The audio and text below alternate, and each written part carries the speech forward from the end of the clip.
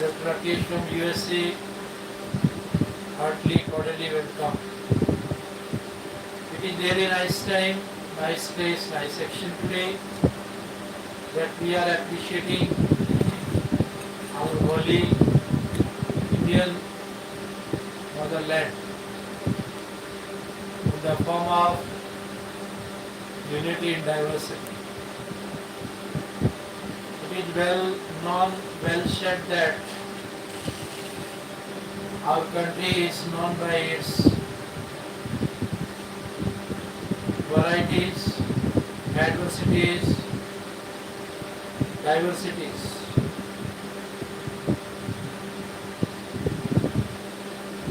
What is happening around the world, what changes we are facing in nature, climatically, culturally,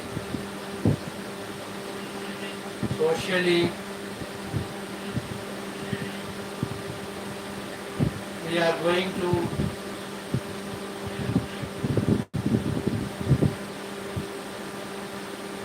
know the truth of life, science to spirituality, language to literature.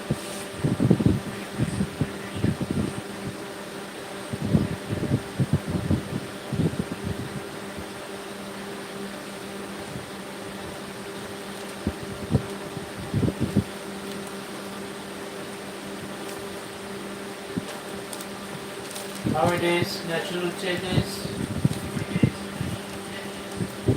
in the form of natural calamities, natural disasters, devastations we are facing. Nature is the common concept of all our holy religions of this holy land. Nature is praised, nature was praised, and nature will be praised. Nature nurtures us like a mother. Nature treats us like a doctor. Nature teaches us like a teacher. Nature never betrays, never deceives, it defeats us. It is said in all holy religions of our holy land,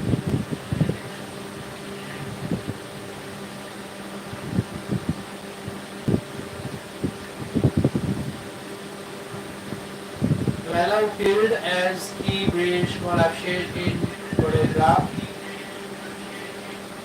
Trucks, vans and other vehicles tumbled into the Mahisagar river as a slab of the 40-year-old Gambhira bridge gave way near Padra town. A few more vehicles remain submerged. Say police from Ahmedabad, at least 12 people were killed and 9 injured after a section of the Gambhira bridge near Padra town in Vadodara district of Gujarat collapsed early on Wednesday, sending multiple vehicles crashing into the Mahisagar river. Videos show the portion of the bridge between two buyers vehicles that were crossing at the time. Eyewitnesses described a chaotic scene as trucks, vans and other vehicles tumbled into the water as a 15-meter long slab of the 40-year-old bridge. A link between central Gujarat and the Saurashtra region gave way. Superintendent of Police, Vadodara Rural, Roshan Anand told the Hindu that rescue teams pulled out 9 survivors, with 5 receiving treatment of SSD hospital in Vadodara. 2 or 3 more vehicles remain submerged and we fear The toll may rise, he said. Efforts were no efforts were on to receive the tapped vehicles. He added, ED searches two locations in Turkey's route case from New Delhi. The enforcement director on Wednesday conducted searches at 11 locations in Punjab and Haryana in connection with the donkey route case in which illegal immigrants were deported from the US in February. The searches were carried out in Amritsar, Sangrur, Patiala and Moga, in Punjab and Ambala, Kurukshetra and Karnal in Haryana as part of the probe into money laundering. According to the agency, the people is based on champion FIR registered by the police in Haryana and Punjab against 7 and with agents and middlemen. The agents used to dupe innocent persons as they were sent to illegal routes under the influence of drunkards. No decision yet on updating NPR along with census.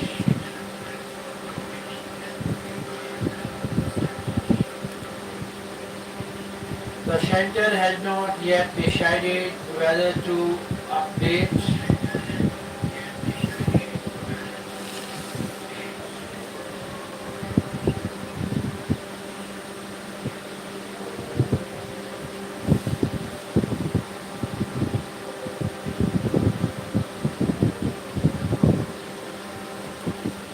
The center has not yet decided whether to update the National Population Register during the upcoming Census 2027. Senior Home Ministry officials have told census directors during a preparatory meeting. When questions were raised about the NPR during a two-day conference of the Directors of Census Operations held on July 3 and 4, participants were told that no decision had yet been made regarding the database and that they would be informed at an appropriate time, sources told the Hindu.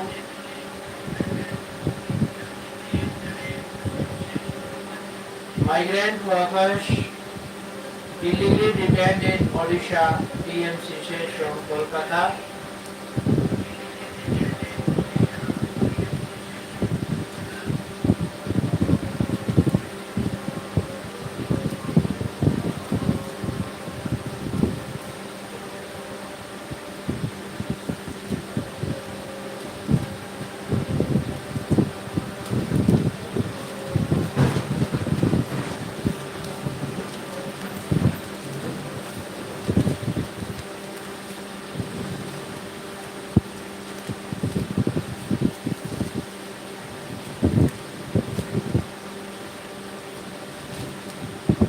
Lies caused by rail line.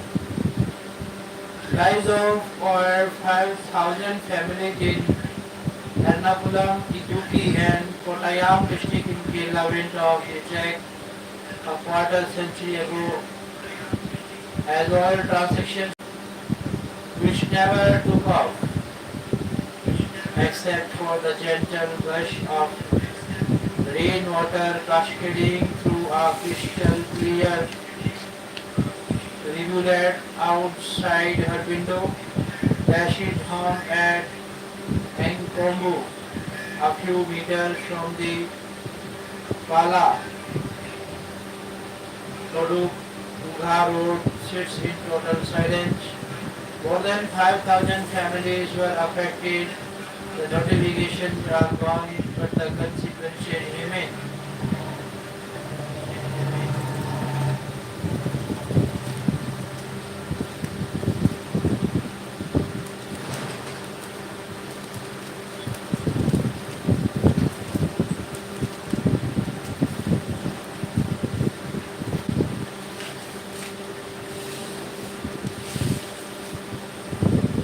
BMC claimed migrant workers from Bengal illegally detained in Odisha.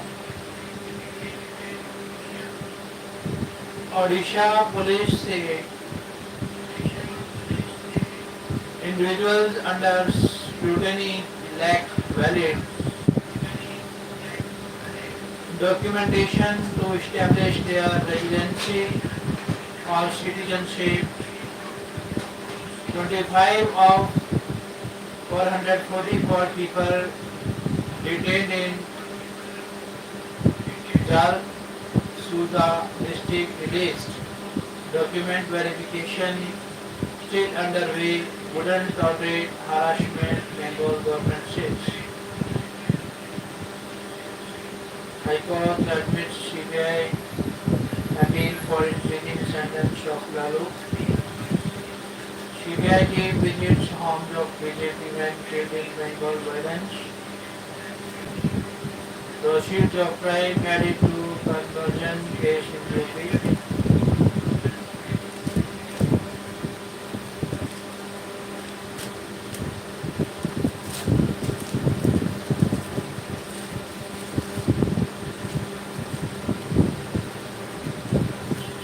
PSI always retired Tamil Nadu archaeologist to prepare report on Pilari excavations. Officer assault case, Odisha BJP leader released from jail. Medics threaten turn over Maharashtra move to allow homeopaths to practice allopathy. If the decision is not withdrawn, then allopathy doctors will go on a 24-hour strike on July 11, IMA State President said. From Mumbai, the Indian Medical Association and the Maharashtra Senior Resident Doctors Association have strongly objected to the Maharashtra Medical Council decision to allow homeopathy practitioners with a 1-year rich course in pharmacology to practice allopathy, condemning the Maharashtra government's move. The IMA said it will launch a protest if the illegal order is not withdrawn by the state. The medical bodies also questioned why homeopaths are being allowed to register with the MMC despite having their own homeopathy council. If the state government does not withdraw the decision, then we will go on a 24-hour strike on July 11. Allopathy doctors will withdraw from all healthcare services, including surgeries, consultation and routine checkups. Santosh Kadam, IMA State President, told the Hindu. The IMA, which has 220 branches across Maharashtra, has written letters to Chief Minister Devendra Fadnavis through district level officials. IMA official leaders said they will also take out a march in Mumbai on July 19. If the government fails to respond, illegal, illogical move. The MMC notification dated June 30 allows homeopathy practitioners with certificate course in modern pharmacology to register with the MMC and practice modern medicine. Allopathy practitioners have termed it illegal, illogical and detrimental to public health.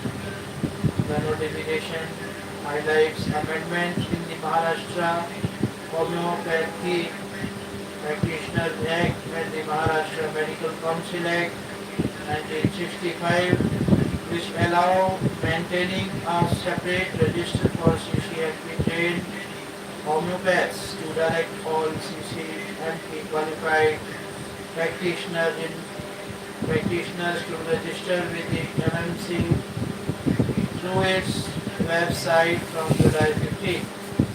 Patients will be confused if Bachelor of Homeopathic Medicine and surgery practitioners are given the status of modern medicine practitioners in emergencies due to wrong medication, incorrect diagnosis, and ignorance of doctors. The lives of patients will be put at risk. This tarnishes the image of MBBS doctors, IMA said. The MSRDA stated that the move will erode medical standards and public trust. We are already facing a crisis of unregulated and unchecked medical practices. Besides, it is a disservice to thousands of MBBS doctors with at least 8 to 12 years of rigorous evidence-based training, MSRDA President Dr. Abhijit has said. Two science teachers arrested for running clandestine drug laboratory in Rajasthan. From Jaipur, the Narcotics Control Bureau had busted a clandestine laboratory manufacturing the synthetic drug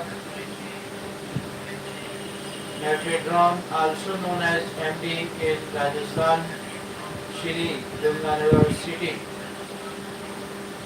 Two science teachers were arrested on Tuesday on charges of running the illegal lab in the residential society of the city. The NCB searches and object in Vidicity enclave led to the seizure of 780 grams of methadone valued at crores of rupees in the international market, as well as chemicals and equipment used in the manufacturing of drugs. The accused had illicitly sourced the material and the apparatus from New Delhi.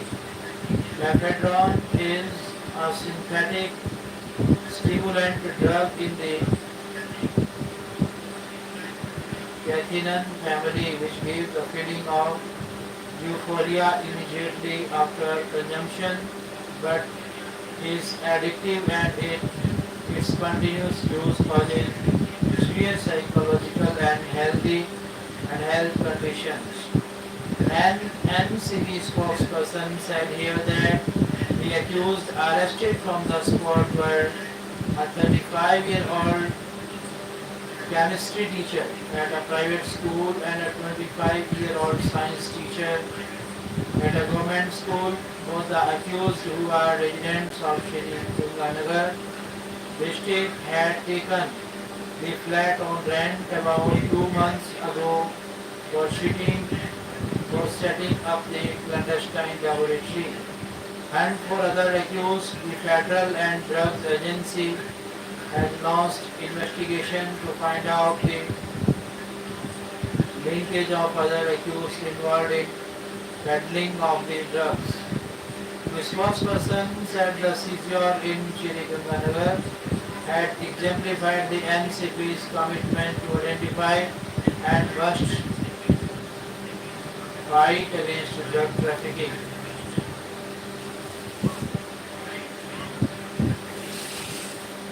ASI allows retired TN archaeologists to prepare a report on Kiladi excavation.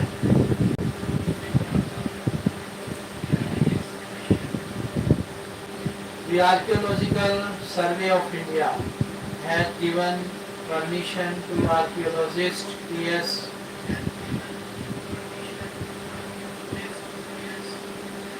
Sriram, who led the third phase of excavation at Kiladi in Shivaganga district, to prepare a detailed report on the work carried out under his supervision.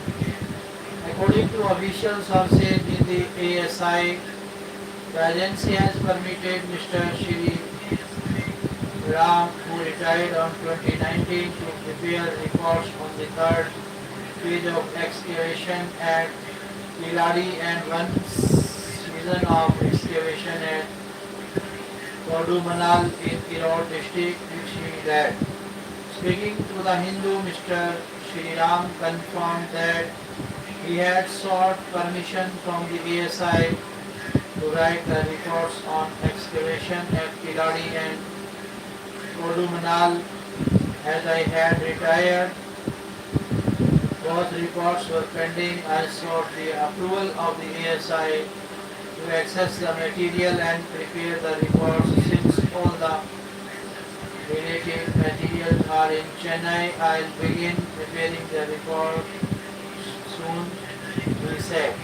Refused to revise report. This comes a couple of months after the ASI asked archaeologist K. Amarnath Ramakrishna, who unearthed an ancient civilization during the first two phases of excavation at Kiladi, to revise and resubmit his report with necessary corrections. However, the refused to do so and defended his conclusions as well reasoned. Mr. Ramakrishna unearthed Greek structures and artifacts suggesting the presence of an urban civilization in Tamil Nadu since the Sangam age. However, he was transferred to Assam in 2017. Mr. Shri Ram, who succeeded him, reported that there was no continuity in the previously discovered Greek structure. Since 2017, the Tamil Nadu State Department of Archaeology has been conducting excavation at Kiladi, beginning with the fourth phase by 2024 to 5. The excavation had entered its 10th phase and yielded hundreds of antiquities. Officer assault case. Odisha BJP leader released from jail. From Bhubaneswar, BJP leader Jagannath Pradhan, who was arrested in a case involving the physical assault of a senior Odisha Administrative Service officer in Bhubaneswar Municipal Corporation office, was released from jail on Wednesday after getting bail from a local court in Bhubaneswar. Mr. Pradhan was welcomed by his supporters when he walked out of the Jharpada jail in the evening. Speaking to media person, Mr. Pradhan condemned the incident, assault of OAS officer, and claimed that he was neither directly nor indirectly involved in the assault of the officer. It was proved today by the court. OAS association became the victim of a conspiracy of opposition Biju Janata Dal, which that claims. Earlier in the day, the district and session court Khurda granted bail to Mr. Pradhan on a security of 3,000 rupees. The court had asked the government councils to produce the telephonic conversation between Mr. Pradhan and Ratnakar Sahu, the OAS officer. The court granted bail to Mr. Pradhan after the government council failed to produce evidence of a conversation in the court, said Advocate Suresh Kumar Sahu. Additional Commissioner of BMC Ratnakar Sahu was brutally attacked, dragged on the floor of the office, kicked in the face and humiliated by a group of people allegedly supporters of Mr. Pradhan. The viral video of the officers as assault created a statewide outrage, forcing OAS officers to go on strike, demands the arrest of all the accused. Meeting in Delhi to resolve SIL issue yields no outcome.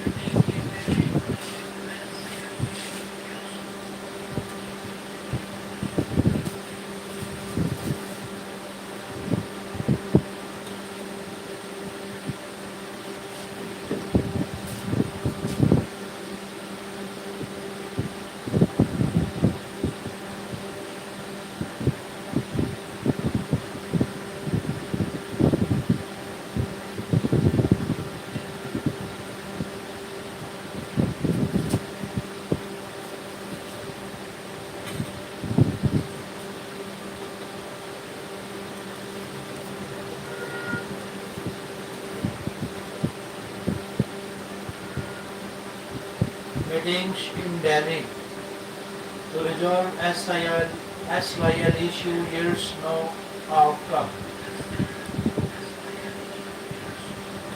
News from Chandigarh. The impasse surrounding the Satluj-Jamna link canal. The focal point of a water sharing dispute between Haryana and Punjab continued on Wednesday as the meeting convened by central government with both the states on the sensitive issue remained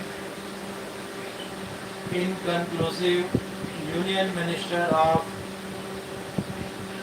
Jal Shakti C.R. Patil met Punjab Chief Minister Bhagwant Singh Mann and Haryana Chief Minister Naib Singh Saini in New Delhi to address the long-standing issue.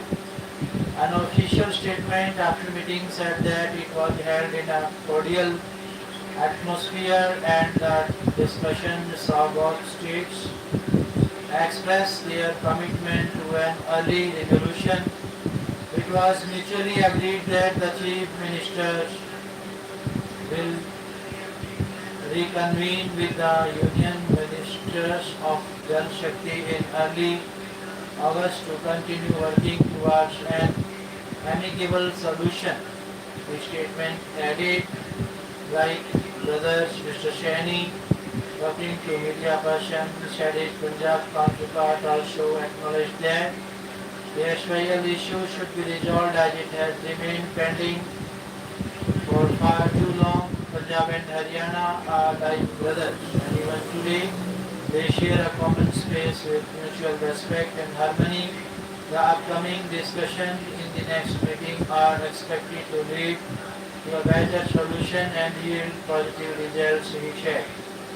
Meanwhile, Mr. Mann said Punjab has no surplus water for any other state, even as he sought a share for his state from the Indus waters and muted the idea of a Jamna Satluj link canal instead of SYL canal.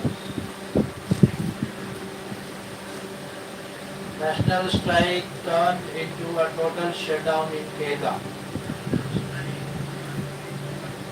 Private and public stage carriages and long-distance bus services come to a halt, inconveniencing passengers. Police gave additional security for the functioning of union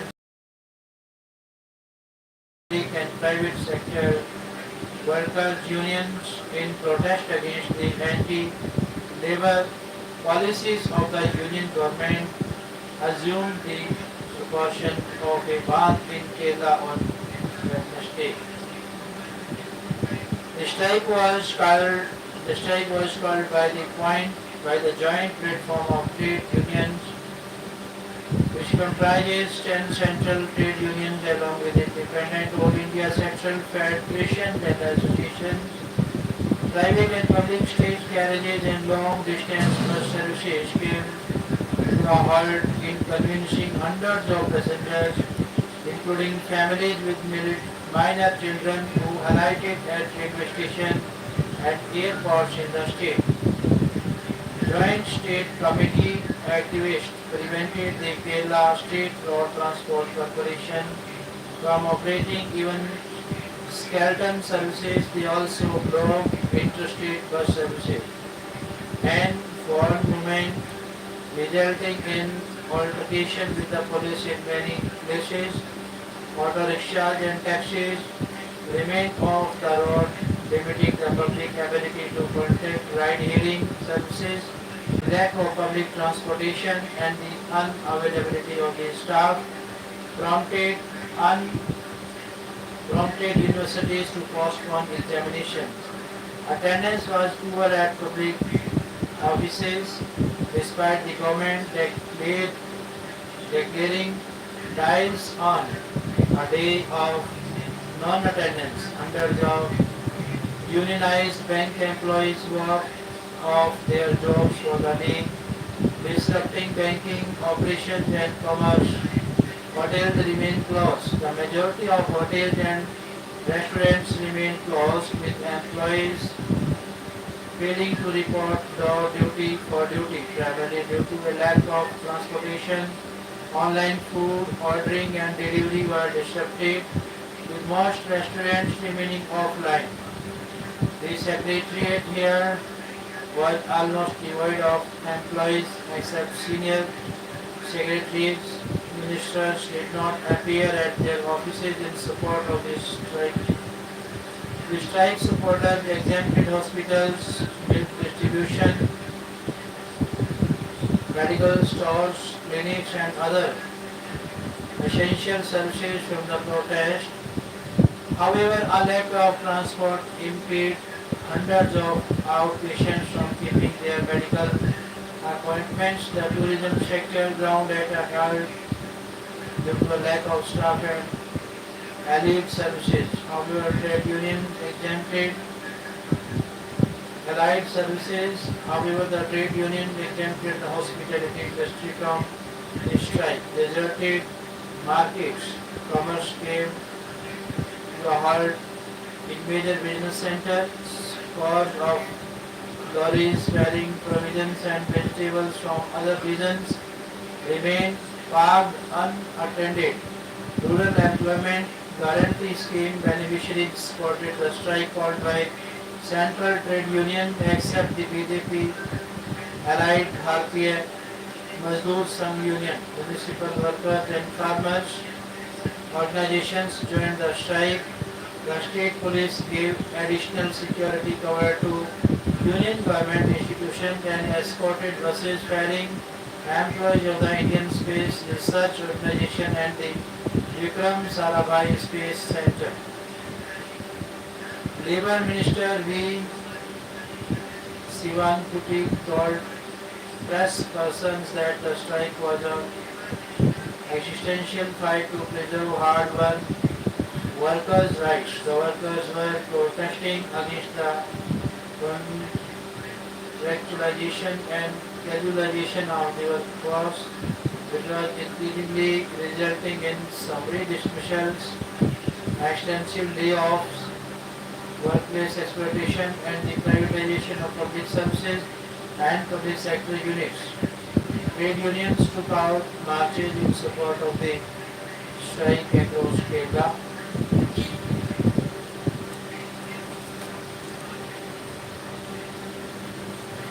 Caution within BRICS. The 17th Summit of BRICS.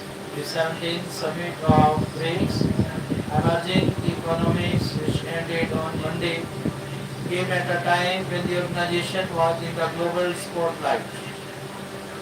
This was the first such meeting that included all the newly inducted members: Egypt,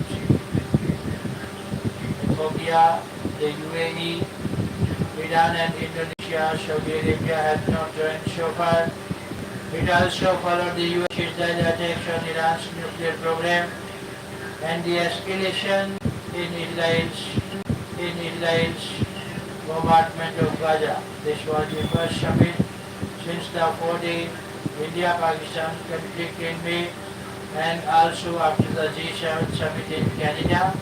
The BRICS grouping, seen as the next challenger to the global financial order within the US President Donald Trump's crosshairs, as he sees it mounting an alternative to the dollar in international trade. In addition, the group has several internal rivalries that have brought its sustainability into question. In April, the BRICS foreign ministers meeting ended without a joint statement as the African members held up the wording on the expansion of the UN Security Council. Meanwhile, despite India's clarification in March that it is not considering the dollarization of trade in any form and that there is no unified BRICS position on the issue, Brazil's President Lula da Silva doubled down on rhetoric against the US, saying that BRICS improves BRICS proves the world doesn't need an emperor. Mr. Trump has since repeated threats that BRICS countries would face an extra 10% tariff due to the grouping's anti-American stance and awkward movement for New Delhi as it attempts to conclude a trade agreement with Washington. Despite all the challenges, the Rio Declaration underlined the basic cohesion and consensus with BRICS members on a range of issues. In the joint statement, there was strong language against the attacks on Gaza and condemnation of the strikes on Iran. Given the risk to nuclear safety, India was able to ensure a paragraph with tough language condemning the Pahalgam terror attack and references to the terror financing and cross-border movement of terrorists.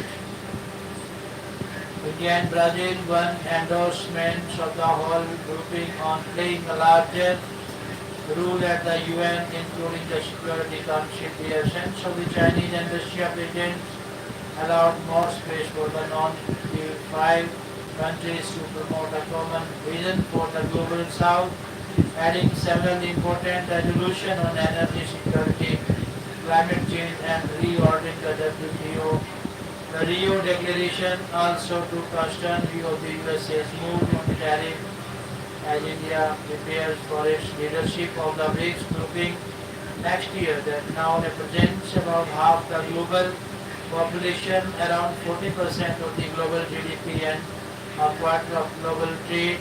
It can move forward with this consensus, fulfilling the vision for the grouping's acronym that Mr. Modi recast as building vigilance and innovation for cooperation and sustainability. Israel had failed to solve the Persian puzzle.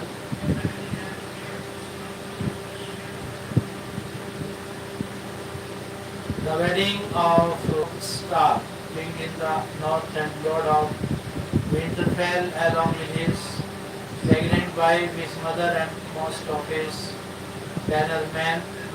This brutal betrayal shattered the Starks' military power and ended their bid for independence from the Iron Throne, reshaping the political landscape of Westeros, the fictional continent in the series.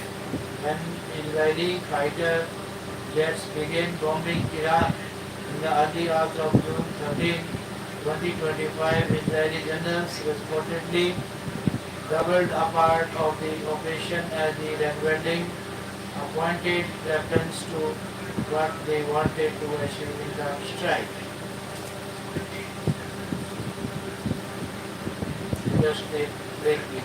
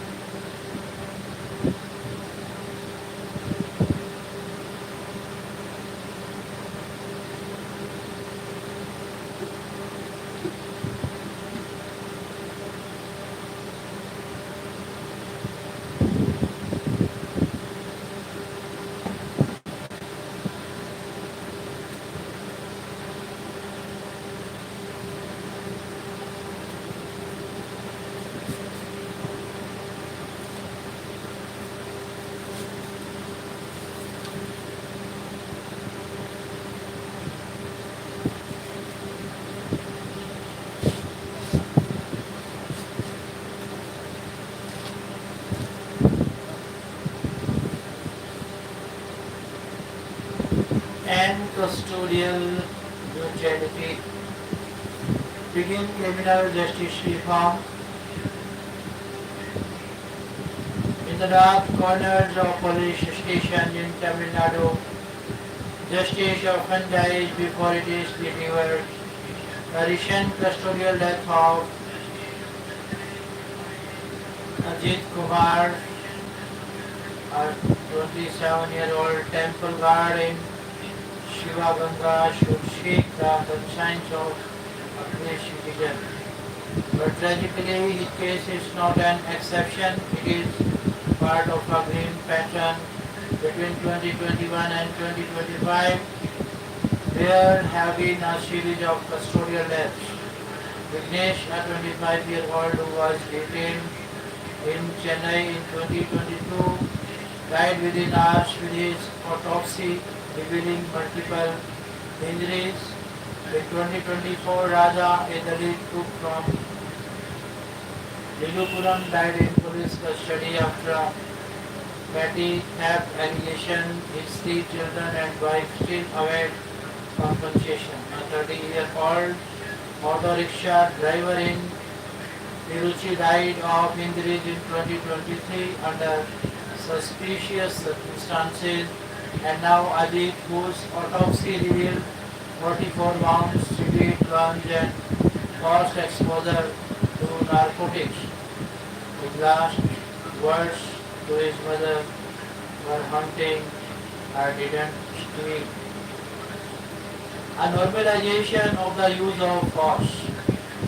These are not aberrations, they are the outcomes of a system that has normalized force over fairness.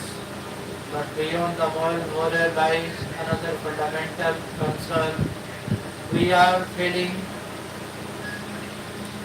citizens and the police force by investing in enforcement without investing in reform. Each year the Tamil Nadu government allocates thousands of crores towards policing.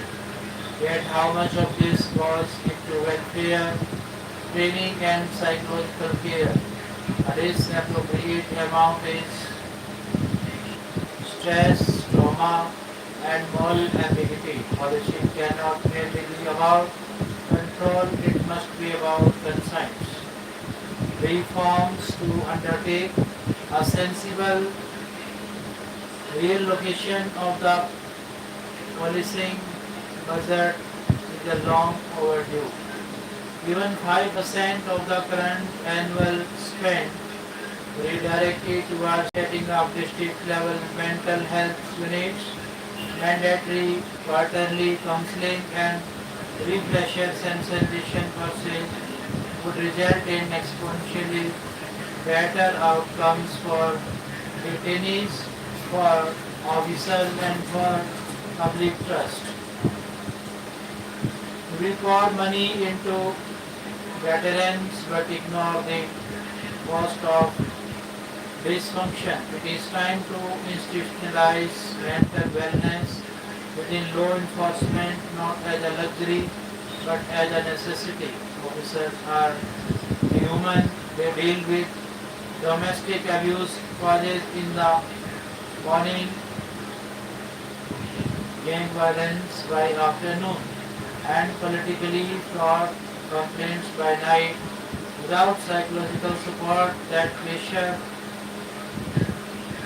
metastasizes, burnout becomes brutality. The baton does not punish alone, it often expresses accumulated trauma. Parallelly, police training needs transformation. A curriculum designed in the pre-liberation, pre-liberalization era cannot address the needs of modern India. Ethics, human rights, jurisprudence, trauma-informed investigation method and community policing models should be at the core and not cosmetic. Moreover, our criminal justice architecture must include enforceable accountability. It is not enough to suspend a few constables after every tragedy. What Tamil Nadu and India at large need is legislative clarity, a comprehensive anti-custodial violence Law with time-bound investigation mechanism, mandatory video documentation of interrogation, and civil society involvement in overnight. In oversight, technology must serve as a safeguard and not be a silent spectator. CCTV cameras in areas where people are in custody should be operational, tamper-proof and subject to real-time alerts. Digital system can help, but only if we are willing to control the uncomfortable truths that they reveal. A new path for law enforcement. Finally, we must reimagine the police uniform, not as a symbol of unyielding authority, but of service, restraint and human responsibility.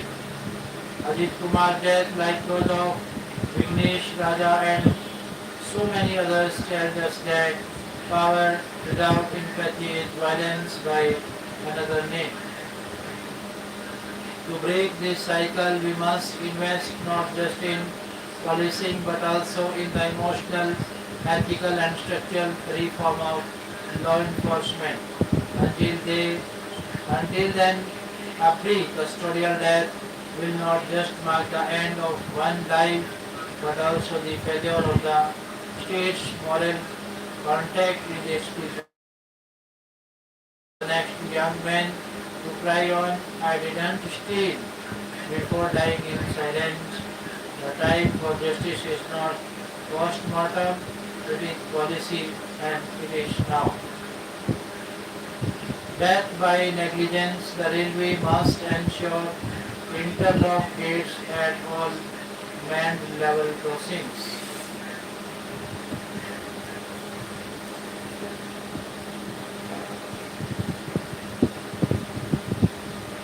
Tragedy struck without warning. Recently, when a van carrying children on their daily school commute collided with a train on the tracks, three school children were killed on Tuesday when the Viluppuram Mahila Duthrai passenger train hurtling at 95 kilometers per hour rammed into their school van at the main railway gate at 7 to come in Tamil Nadu's Kudalur district, dragging for 50 meters, despite conflicting claims about how the gate at the non-interlocked level crossing remained open as the train approached. Preliminary evidence points to human error. Southern Railway had suspended the gatekeeper, now arrested for criminal negligence, alleging that he yielded pressure from the van driver and opened the gate in violation of established protocols. However, accounts from a surviving student and eyewitnesses contradict this version. The survivor had stated that the gate was already wide open and the sound of the oncoming train was not heard. There are also claims that the gatekeeper had fallen asleep, yet some reports suggest that just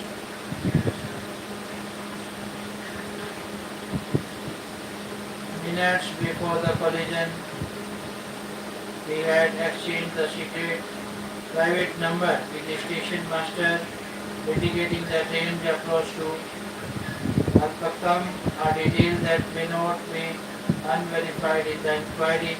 Even if this is true, this would only show partial adherence to protocol. We failed in the essential duty of keeping the gate closed until the train had passed, as clearly laid out in the Indian Railways may permanently be manual. At the heart of this accident is the continued use of non-interlocked manned level crossings. Unlike interlocked gates, where the train signals turn green only when gates are securely locked, Interlocked system relies solely on the alertness and judgment of the gatekeeper.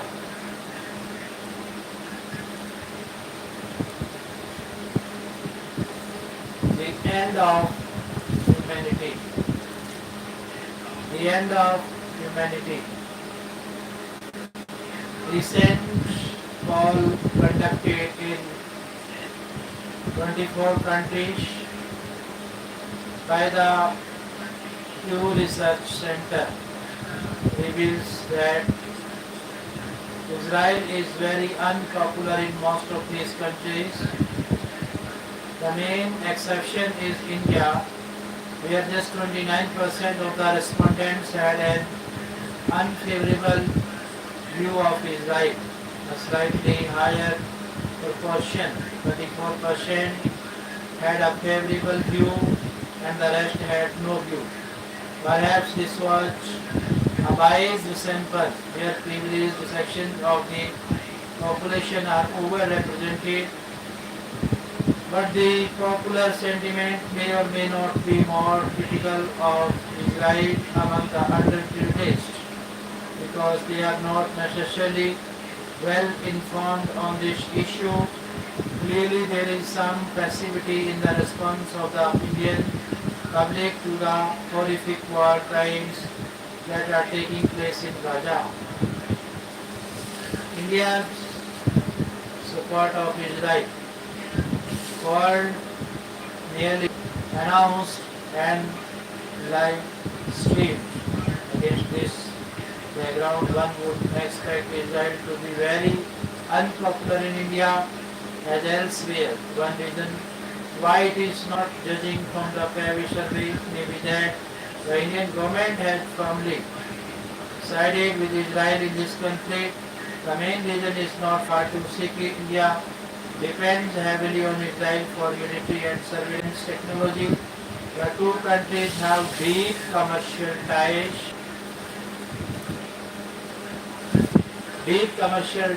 especially but not only in the defense sector.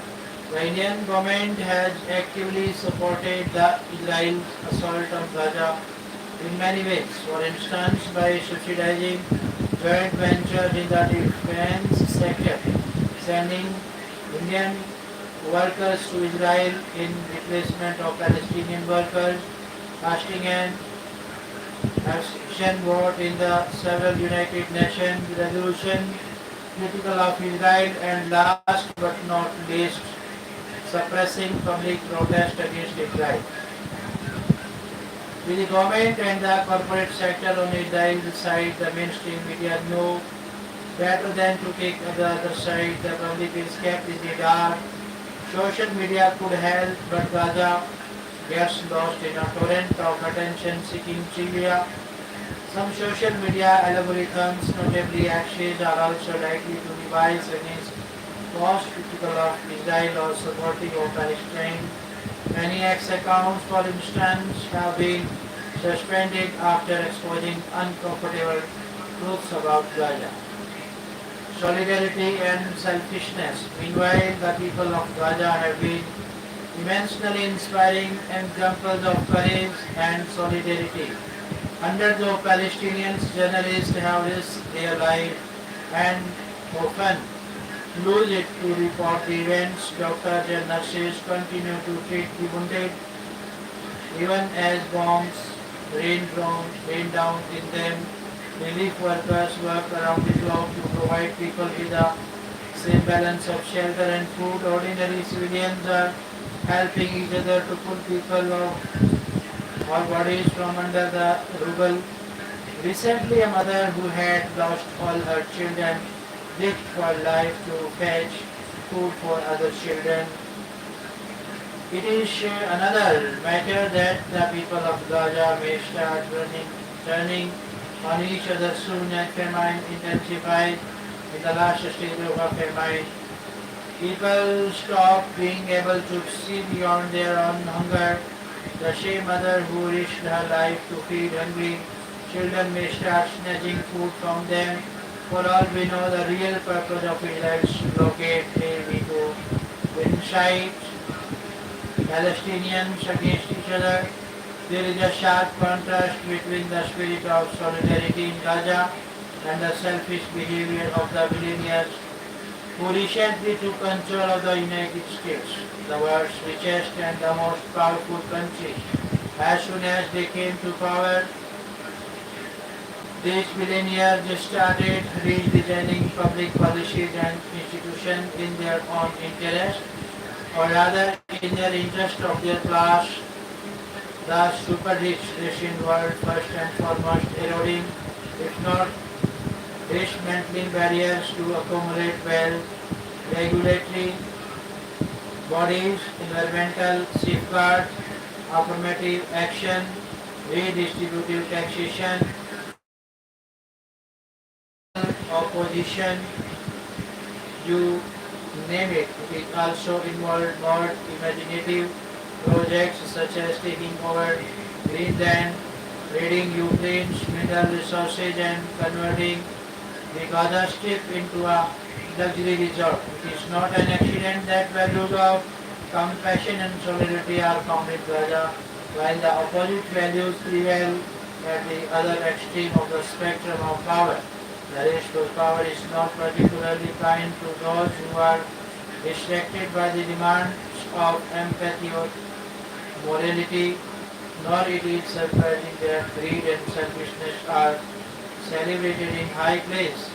Morality is like oxygen, the higher you get, the less there is of it in the atmosphere. It is this morality-free atmosphere that has made it possible for the government of the US and other countries to support the Gaza genocide. Our own ability to feel, speak or act for Gaza is being diffused even as the government of Israel scales ever-rising heights of brutality and cruelty. Most of the local journalists and other vocal witnesses in Gaza have been killed. The rest are too scared, hungry or exhausted to report what is happening there. In any case, communication facilities are minimal and Gaza's agony is losing its newsworthiness.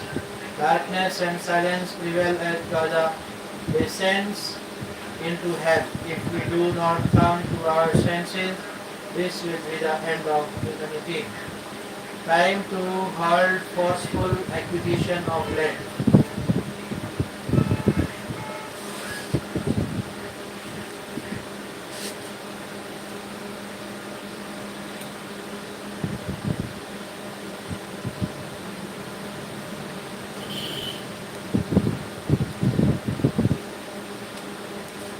For more than 1100 days, farmers of 13 villages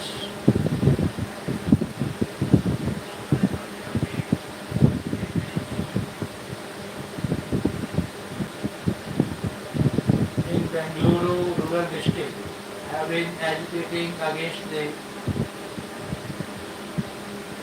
forceful acquisition of their land by the Karnataka government for industrial development.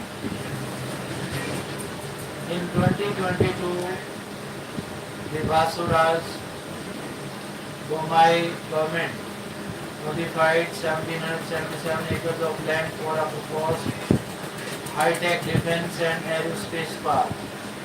This highly fertile region is the lifeline of Bengaluru's food and nutrition security. The farmers immediately took to the streets demanding that the plan be dropped. They rejected offers of compensation and promises to drop part of the acquisition. The farmers say they want to continue farming and remain on their land that have sustained lives and livelihoods for generations. Their persistent struggle has not only brought them into national focus, but has also foregrounded the legitimacy of possible land acquisition. Over the past month, this agitation has taken an intense turn. On June 25, a Devonhali Chalo. Let us go to Devonhali.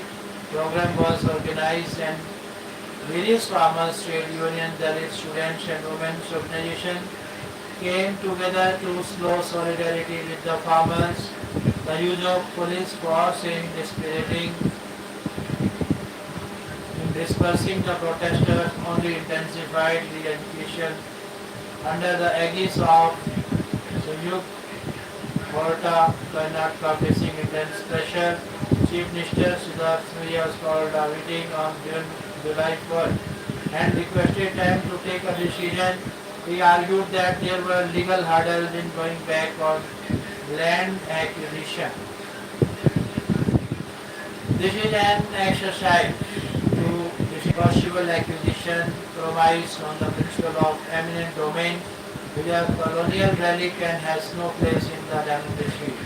It is for this reason that informed consent found a place in the right to fair compensation and transparency in land acquisition, Rehabilitation and Resettlement Act 2013.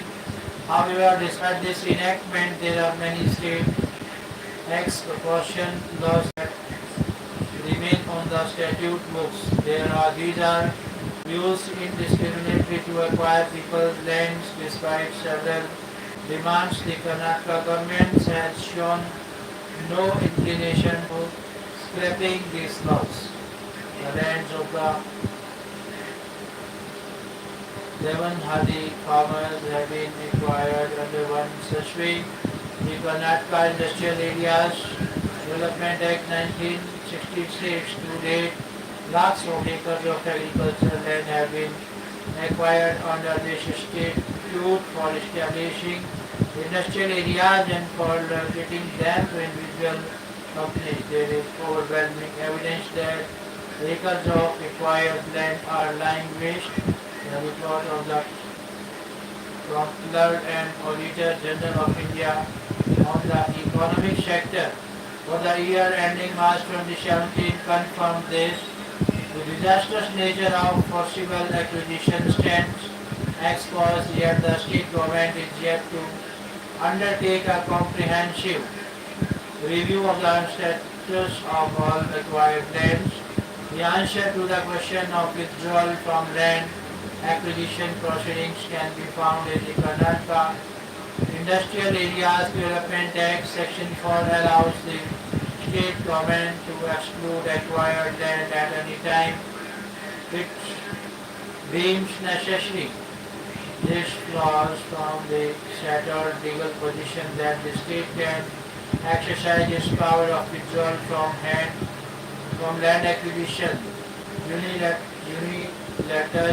Indeed, with regard to acquisition under the 1966 Act, the Karnataka High Court in Thomas Paterio, since deceased by his LR and PNR versus State of Karnataka 2005, held that the state government can cancel land acquisition notification before taking possession by virtue of its power under Section 21 of the Karnataka General Clauses Act 1899.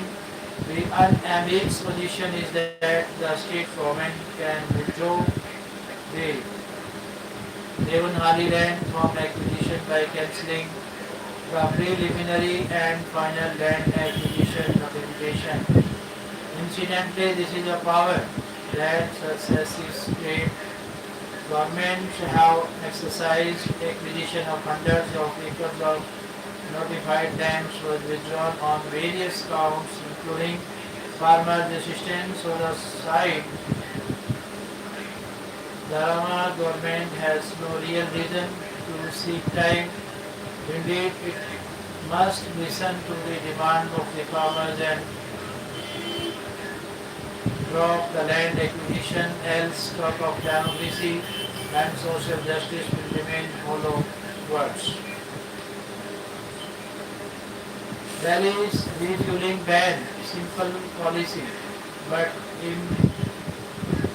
imprecise.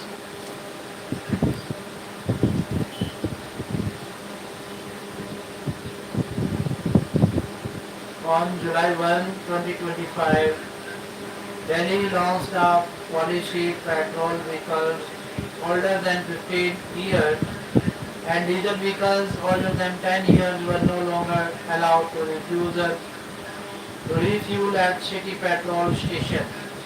Over 500 petrol stations were fitted with automatic number plate recognition cameras to identify non-compliant vehicles in real time, but might was under the ban, but no official base aggregated data exists. We don't know how many are still on the road, what fuel they use, or how far they travel.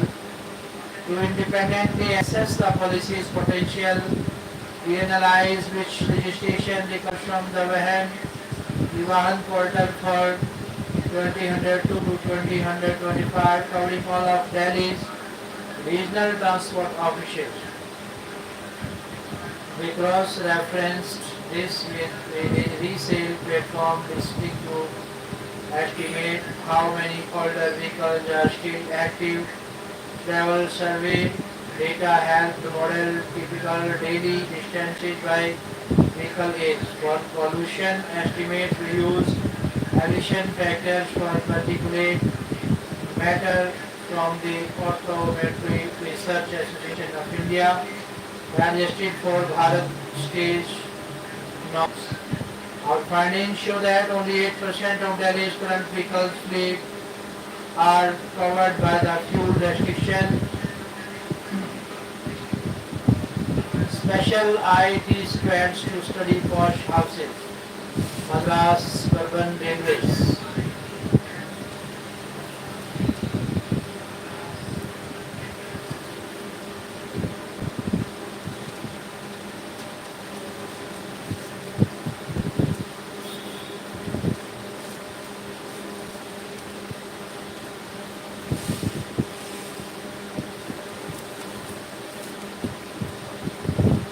How can cat bonds plan for a natural disaster?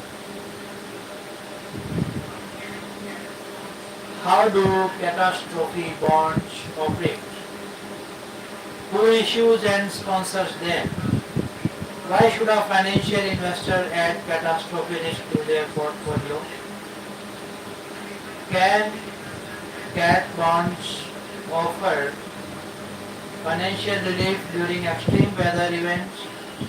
Could India be a lead response sponsor for a South Asian cat bond? The story so far, while life insurance is a ubiquitous term in India, disaster risk insurance is not. A low penetration of disaster risk insurance for individual property and livelihoods leaves much of the population exposed to irretrievable damage and loss. Most people's assets and means of income remain largely uninsured.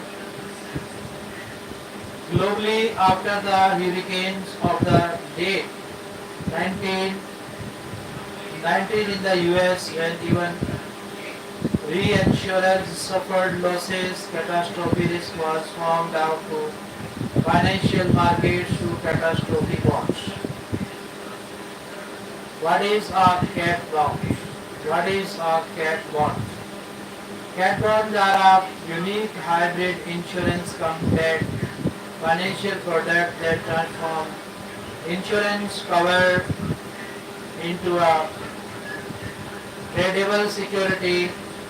These bonds transfer hazards risk from the at-risk state to not just a limited stock of global reinsurers.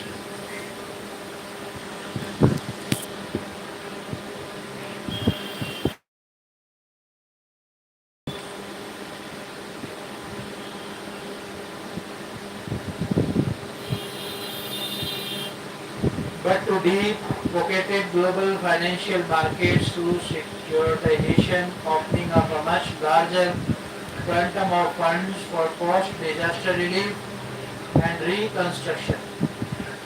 Cat bonds are effective in transferring predefined risk to bond investors, ensuring quicker payouts and a much reduced counterparty risk.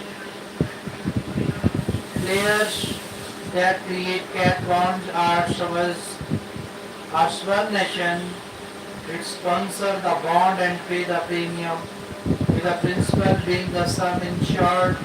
The sponsor requires an intermediary to issue the bond to reduce counterparty risk. Intermediaries can include the World Bank, the Asian Development Bank, or a reinsurance company. If a disaster does occur, the investor runs the risk of losing a part of the principal.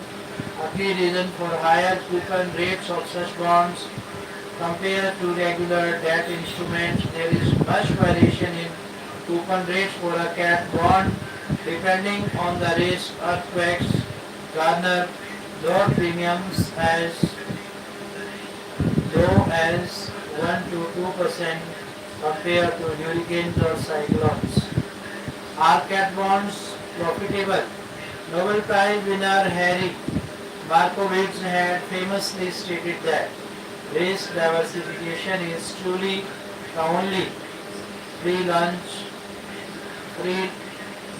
in finance. How did Himachal achieve a high rank on the NAS?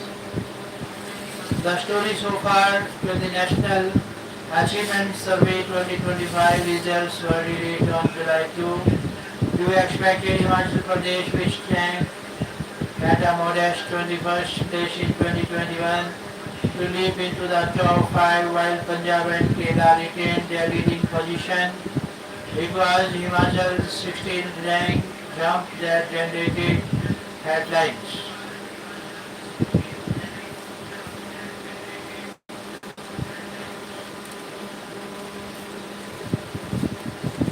Turbulent history, lessons from the dark days of emergency. From bulldozer action, torture in custody, draconian rule to act of resistance both at home and abroad. New and old books examine the forces that led to the imposition of emergency in 1975 by Indira Gandhi, its aftermath, and the learning for contemporary times. April 1976 was a month with long nights and no dawns. Fear hung in the air. There had been reports of an impending doom in Delhi when a bulldozer would arrive at people's doorstep, demolishing all that they had earned, nursed and nurtured for generations. The worst apprehensions soon came true. Early on the morning of 13 April 1976, a rusty old bulldozer whizzed and tracked down Asaf Ali Road towards Turkmen Gate. John Dial and Ajoy Bose documents in 4 regions of state, Delhi under emergency, India victim by 2018. Kalam Mahal, Turkmen Gate, Rosanna House, all gone. The brunt of the machine that spared no brick and mortar structure in its way, as the bulldozer demolished houses that had stood there for generations. A million dreams were crushed, clearly shaken. Women and children soon climbed onto the waiting trucks as commanded by a low-level functionary with the BDA to literally start life from scratch in the Nandgari, Trilokpura places. They did not know existed. The men protested, some loudly, most vividly. Some movies revolve around the medical conditions of their protagonist, or their plots are sharply influenced by the onset of illness.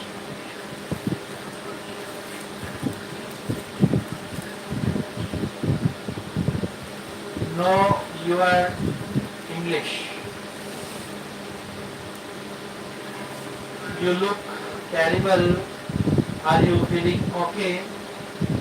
I haven't been sleeping well. I have a big test in physics tomorrow and I have been preparing all weekends. Preparing all weekends, that's great. So, do you feel confident? Confident? No, I am anxious to take the test. That's nice to know. I have never. What do you mean it's nice to know? I am telling you I am worried about the test. And you, if you are worried about the test, then you are not anxious to take the test, but you are anxious about taking the test. Anxious about, anxious to, what's the difference? Well, when you say you are anxious about something, that means you are worried about it. For example, if you say, I am anxious about having dinner with my boss, it means I am worried about having dinner with him. But why are you worried? But why are you worried? It could be any reason. Maybe I am afraid that he is going to tell me that I am not doing a good job or something. I see, if I say Prime Minister is anxious about meeting the reporters, it means that he is worried about meeting the reporters. That's right, he is not looking forward to meeting them. I see, but if I said the Prime Minister is anxious to meet the reporters, what does that mean? If you are anxious to do something, it means that you want to do it very much so. The example that you gave, that you just gave, it means that the Prime Minister wants to meet the reporters very much. There is nothing more that he would realize that he would rather do. So if I say I am anxious to have dinner with my boss, it means that I am looking forward to having dinner with him. That's right, you are not worried about it, but looking forward to it, you are eager to have dinner with your boss. I feel so anxious too. It's the same thing as eager to. I guess you could say that, but some people object to the use of anxious too. They think it's wrong to say I am anxious to meet the Prime Minister. They feel that you should say I am eager to meet the Prime Minister. It is wrong to say I am anxious to meet. No, so many people use the expression anxious to instead of eager to, that it would be silly to object to it. So it would be okay to say I am anxious to become a politician. Yes, it would. Besides, politics would be right up your street, right up my street. When you say something is right up someone's street, it means it is ideally suited his or her interest or abilities. For example, I could say doing crossword puzzles is right up my street. I love it. Attending parties is right up Suman's street. Can I say that? Sounds okay to me.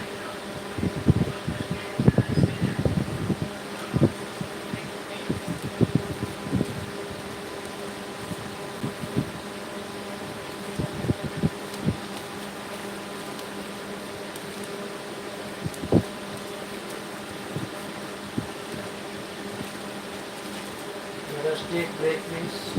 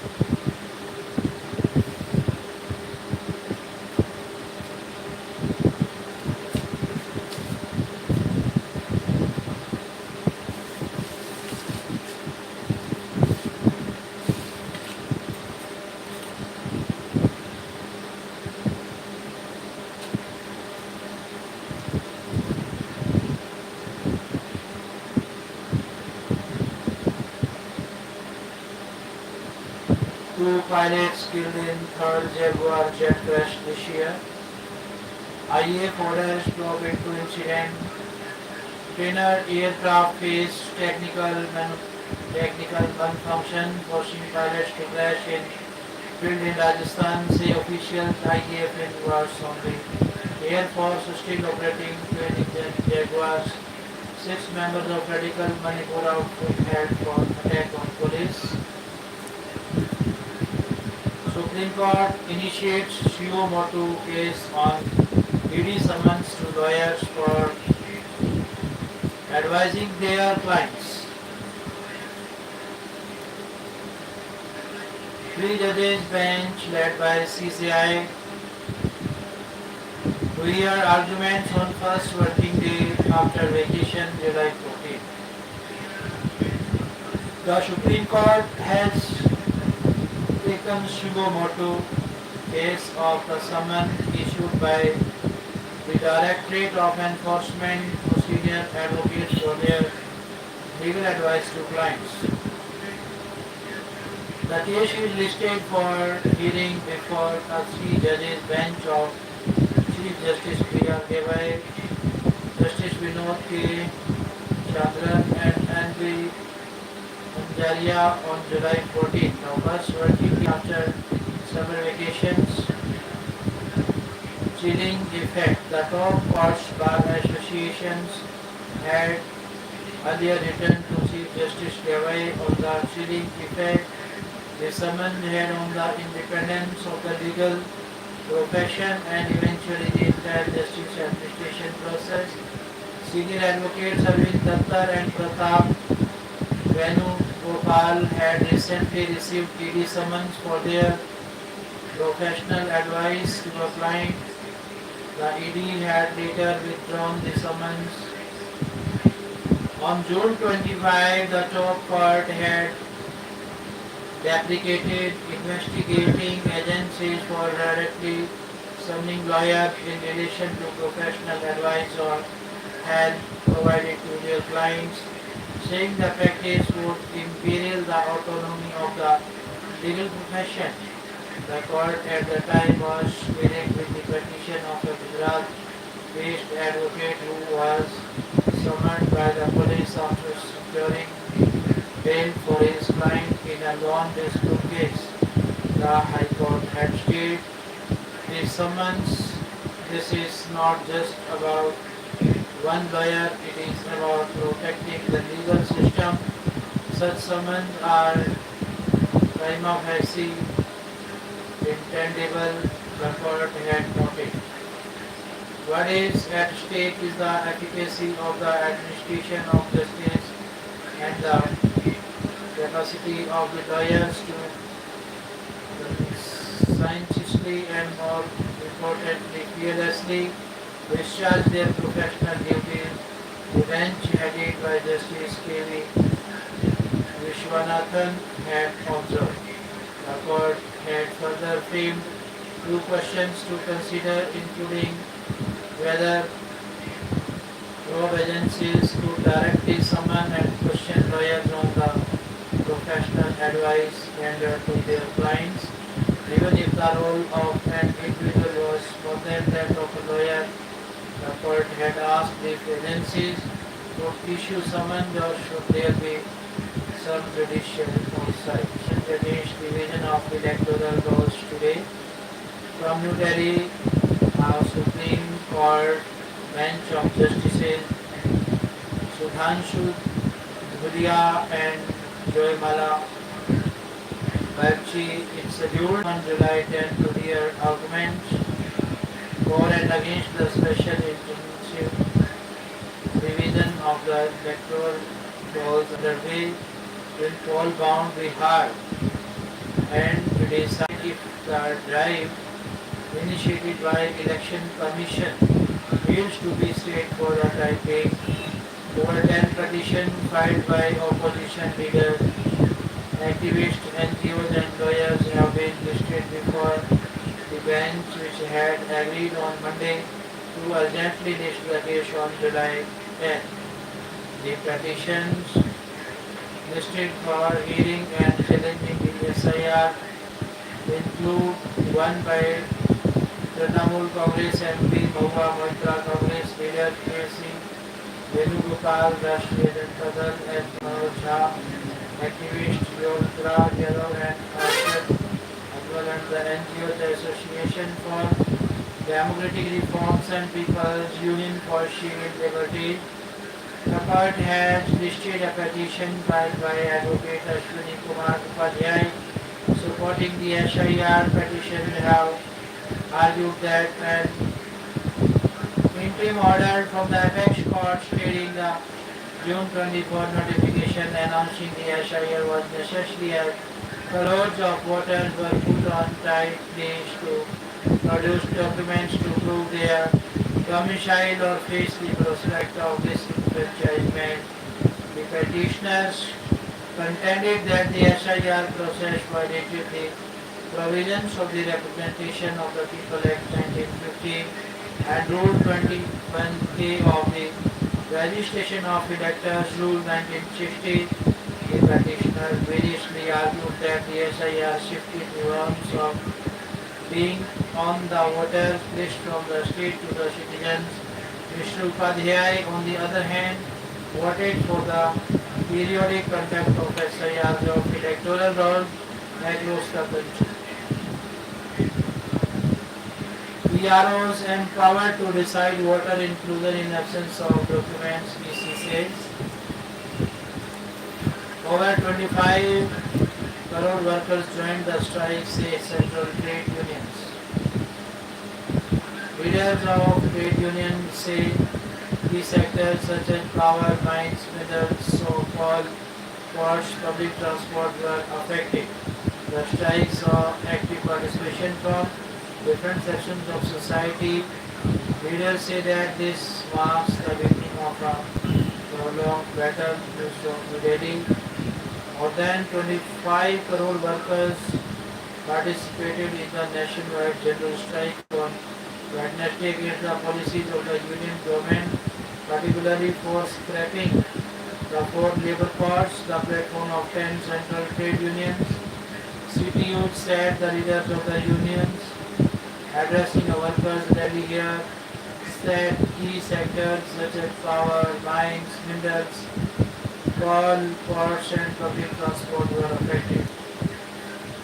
Electoral rolls revision on attempt to steal vote and future, says Rahul in Patna.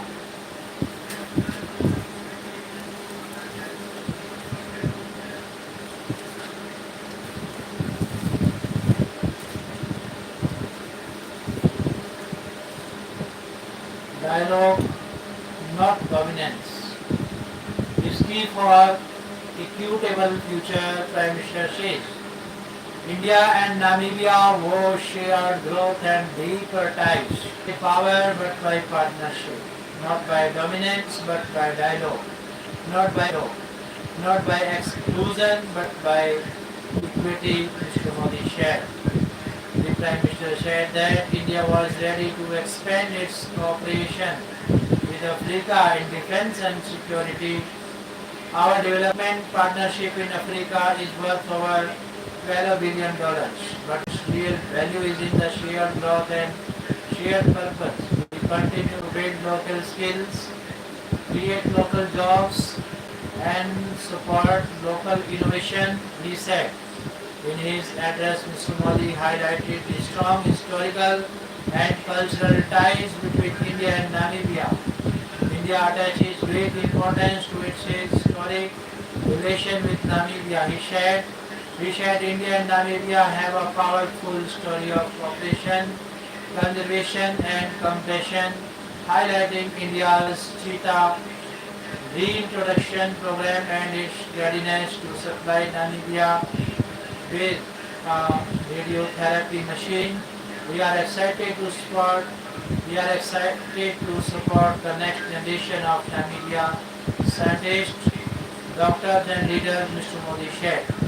Our bilateral trade has closed $800 million, but like on the brick field, we are just warming up. We will score faster and score more, he said. Mr. Modi was given Namibia's highest civilian award, the Order of the Most Ancient Welwishia Mirabes.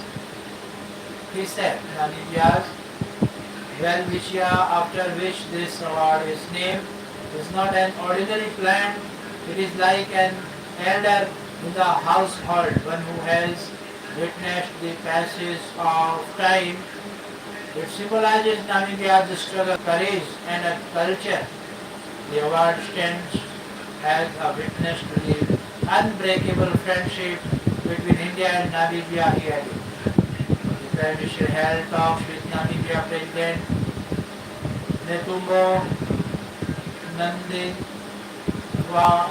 The meeting primarily focused on bolstering bilateral cooperation in areas such as digital technology, defense, security, agriculture, healthcare, education, and digital minerals.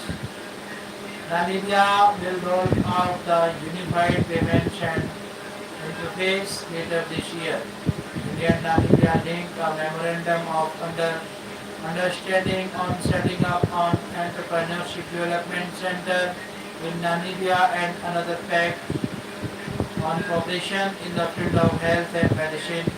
Namibia has also joined the India-backed CIDR Coalition for Disaster Resilience Infrastructure and the Global Biofuel Alliance. Supreme Court dismisses petition to stop release of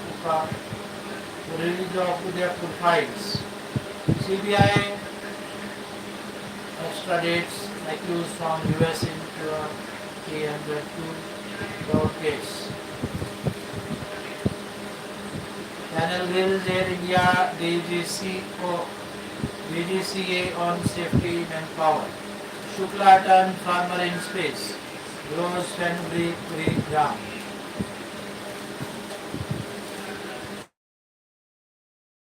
Equity mutual funds netting clause up 24% in June. Starlink secures one more approval. Textile exporters watch US tariff move. Lithium ion battery recycling can touch $30.5 billion by 2030. US short seller makes harsh claims on Vedanta Group.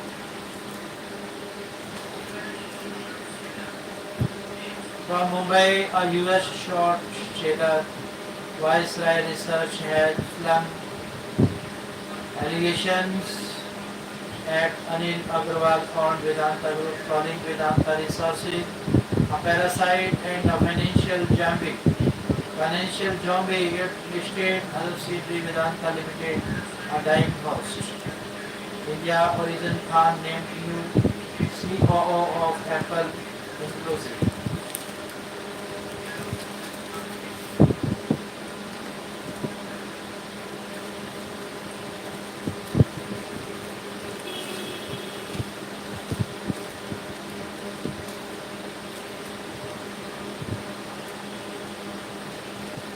Israeli strikes kill 40 as truce remains elusive in Gaza despite Trump's push.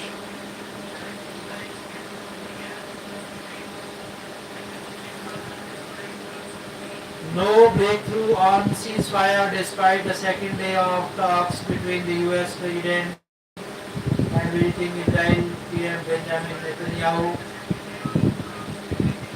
Those in the BC, the sleep includes 17 women and 10 children with 10 members from one family dead to rest.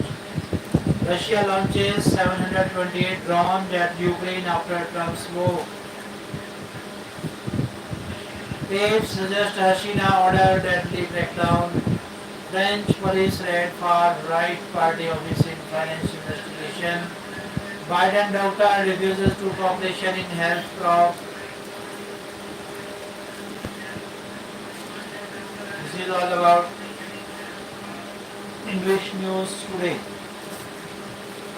Thank you, listeners, all my brothers and sisters, ladies and gentlemen, students, scholars, teachers, trainers, professors, professionals, listeners, learners, the most honorable President Modi ji, respected ministers and managers, honorable doctors and directors, honorable advocates, advertisers, administrators and advisors, Advocate Rakesh from USA, heartily cordially thank all of you.